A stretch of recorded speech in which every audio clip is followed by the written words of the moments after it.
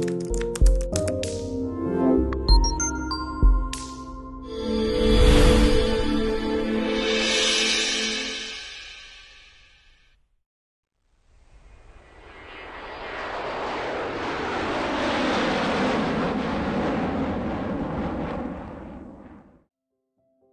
yang terhormat kepada Ibu Dien selaku dosen pengampu mata kuliah Manajemen Risiko dan Keselamatan Pasien. Baiklah, langsung saja kami dari kelompok 4 akan mempresentasikan hasil diskusi kelompok kami mengenai faktor-faktor yang mempengaruhi pasien safety. Sebelumnya, saya akan memperkenalkan anggota kelompok saya terlebih dahulu. Yang pertama itu ada Mutia Farina, saya selaku moderator. Yang kedua ada Aprila Maharani Devisa, ada Syafira Warni, Latifa Zapista, Mutiara Indah Pertiwi, Dewinda Nur Faiza, Hadisti Aisyah Putri, Lia Citra Dewi, Melani Amelia Fitra. Baiklah, faktor-faktor yang mempengaruhi performa dan penerapan pasien safety di rumah sakit itu ada 6. Yang pertama, itu ada faktor kepemimpinan.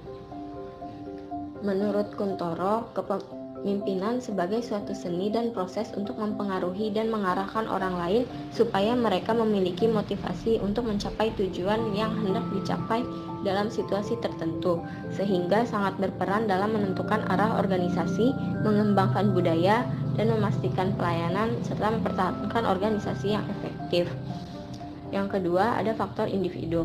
Pasien safety merupakan tantangan global yang memerlukan pengetahuan dan keterampilan dalam berbagai area, mencakup faktor manusia dan sistem perencanaan. Menurut Jones, pemberian layanan kesehatan adalah aktivitas tim serta para profesional dan anggota tanpa lisensi dari berbagai disiplin.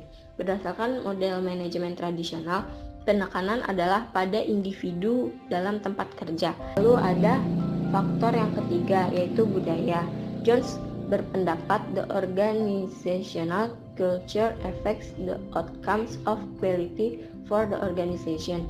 Budaya organisasi mempengaruhi hasil dari mutu organisasi. Perubahan budaya adalah semboyan baru dalam pasien safety. Kultur atau budaya yang dibangun dan diterapkan di lingkungan pasien juga akan sangat mempengaruhi kinerja unit-unit yang bertanggung jawab terhadap keselamatan pasien. Lalu faktor yang keempat itu ada infrastruktur. Dua elemen penting untuk peningkatan safety dan mutu adalah desain proses pelayanan dan ketersediaan infrastruktur informasi. Faktor yang kelima ada lingkungan. Tidak mungkin untuk mempertimbangkan konsep perawatan yang aman dan efektif yang diberikan oleh tenaga kesehatan profesional dalam isolasi dari lingkungan fisik dan pengaturan di mana perawatan diberikan. Lalu yang terakhir ada faktor sistem informasi manajemen atau teknologi informasi. Dengan kecanggihan alat dapat membantu mendeteksi gangguan pasien sejak dini, sehingga angka cedera, error, dan kematian pasien berkurang.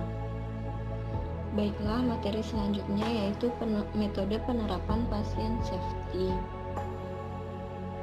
Salah satu bentuk pengukuran untuk melihat dan mengukur bagaimana gambaran budaya keselamatan pasien dan penerapan budaya keselamatan pasien di rumah sakit adalah penerapan budaya keselamatan pasien menurut Association Healthcare and Research Quality atau metode AHRQ.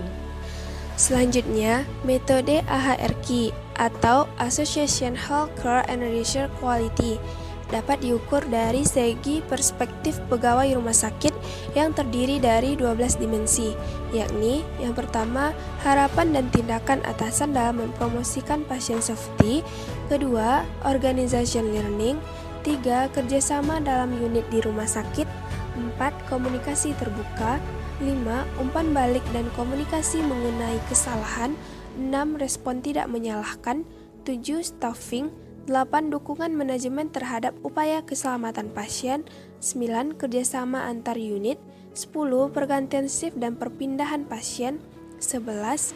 Keseluruhan persepsi tentang keselamatan pasien, dan yang terakhir, frekuensi pelaporan kejadian. Standar keselamatan pasien menurut Permenkes RI nomor 11 tahun 2017.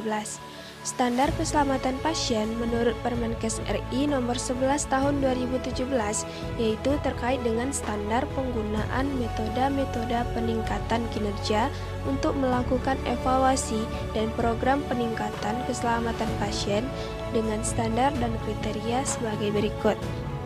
A. Standar. Fasilitas pelayanan kesehatan harus mendesain proses baru atau memperbaiki proses yang ada, memonitor dan mengevaluasi kinerja melalui pengumpulan data, menganalisis secara intensif insiden, dan melakukan perubahan untuk meningkatkan kinerja serta keselamatan pasien.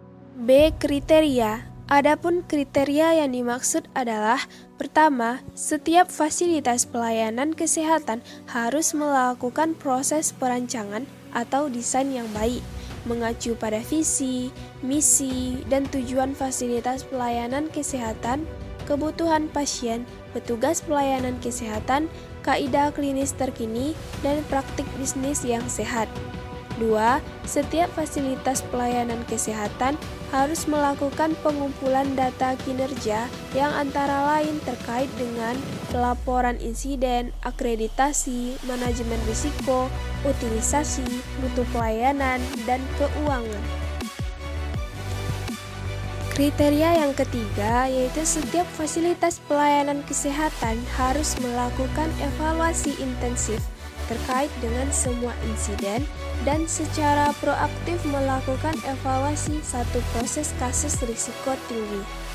Keempat, setiap fasilitas pelayanan kesehatan harus menggunakan semua data dan informasi hasil analisis untuk menentukan perubahan sistem yang diperlukan agar kinerja dan keselamatan pasien terjamin.